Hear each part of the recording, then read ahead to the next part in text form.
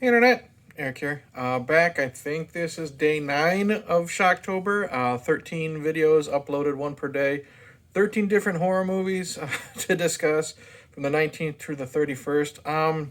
Today's discussion, I don't know where I had heard of this film. I may have seen a trailer on DVD or VHS a long time ago. Somebody may have mentioned it to me. I don't know. Saw it on Tubi, and I said, what the hell? Let's give it a shot. Today I'm going to discuss from 2001, The Forsaken. Now, if you're new to my channel, welcome. I discuss plot, spoilers, specific scenes, what have you. Like I said, came out in 2001. Basic plot of this is we are following Kerr Smith from Final Destination, and he is on his way to his sister's wedding.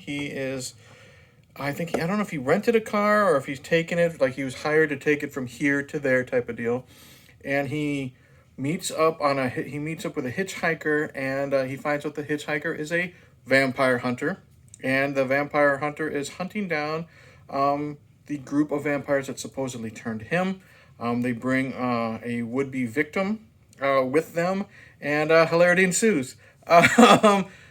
Okay, this is definitely has a 2001 feel to it. It's got a certain that type of era of horror movie feel. I was very surprised at how much I enjoyed this. First off, Kerr Smith, who, like I said, I only know he was the asshole in Final Destination, the very first one. Liked him in this. He's a very likable lead. He's very charming. In the very beginning, he has great chemistry with the actor who plays the vampire hunter. You buy it when he's pissed off because eventually he does get bitten, and he slowly starts to change.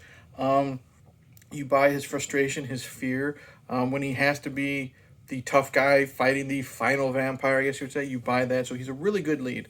The actor who plays the vampire hunter, him, I only knew he was in that TV show Roswell, if you remember that. He's really good too. He was like the comic relief in Roswell. He's really good in this. He's got great chemistry with Kerr Smith.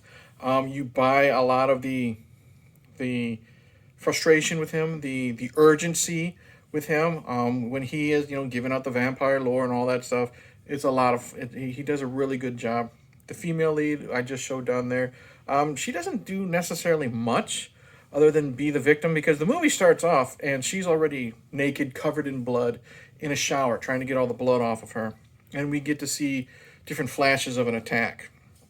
And pretty much it's just her dealing with the changing, the vampirism, stuff like that. But she does what she needs to do. I mean, there's a scene where she's starting to change, and she's in. They put her in the tub of the hotel or the motel that they're in to ice her down, to cool her down. She freaks out. She bites Kerr Smith type of thing. She does what she needs to do. Then you have I guess you'd say the head vampire, whoever this dude is. Not Alexis Arquette is what I've been thinking about. Very intimidating, very scary. I liked him a lot. He wasn't. I mean, he's not like. He's not like Bela Lugosi where he's suave and this and that. He's not Christopher Lee where he's menacing. He's not. He looks like a douchebag, but he's scary. And what I like about this is he'll use a gun too to get the job done. He doesn't care. And then I liked his final, like the way he would act when he's stalking Kerr Smith and the others in the finale, when they find this old lady and they take up residence in her house, just to wait out the night type of thing. So he's really good. This lady here, I don't know her name, don't know her character's name. I liked her a lot. She was scary. She was unhinged. She's the one that you always see biting the necks and like chewing on it like it's steak. I liked her a lot. There's another female vampire in their group. She doesn't really do anything. And then there's Simon Rex. Simon Rex is the familiar. If you don't know what that is, the familiar is the person that does the vampire's biddings during the day.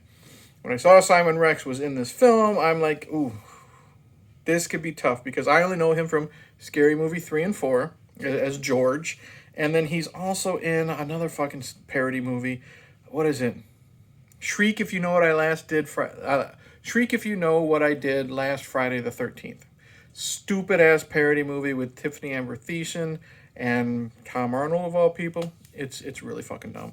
And he's really fucking dumb. So was assuming he'd be really fucking dumb in this. He's not. I like him. He doesn't do much, but he's not Simon Rex. He's not the stupid guy. He does what he needs to do.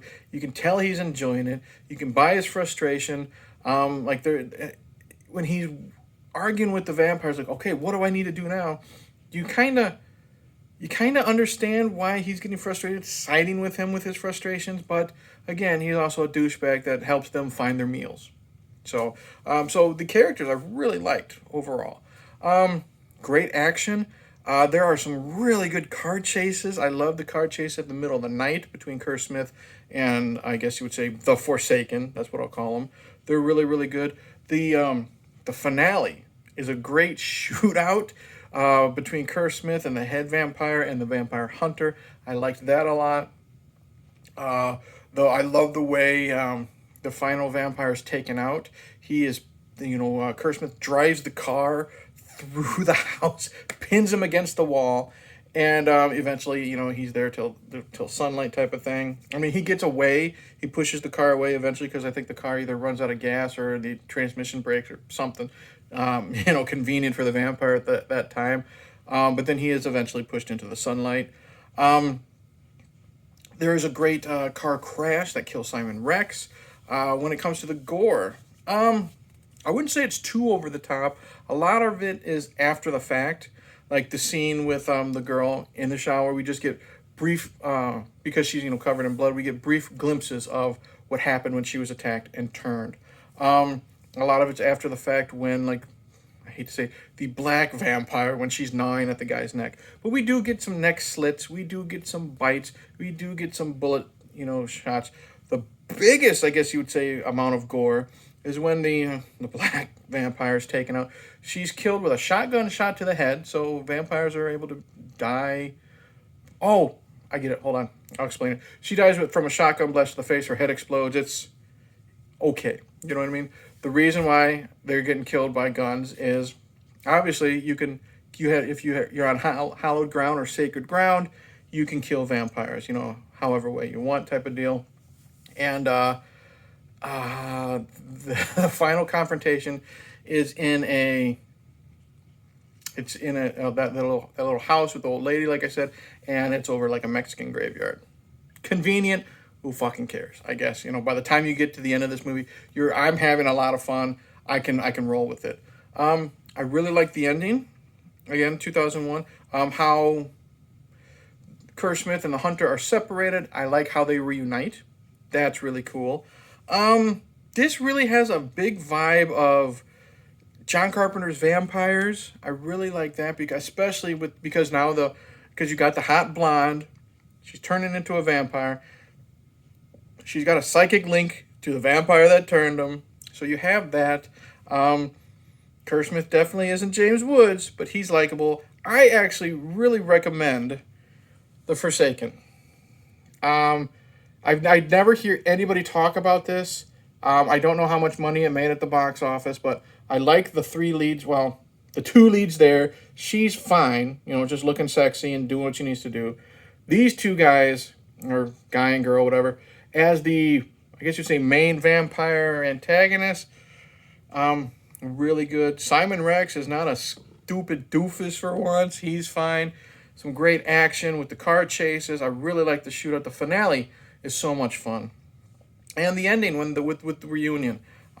Really, really cool. So I highly, highly recommend Forsaken.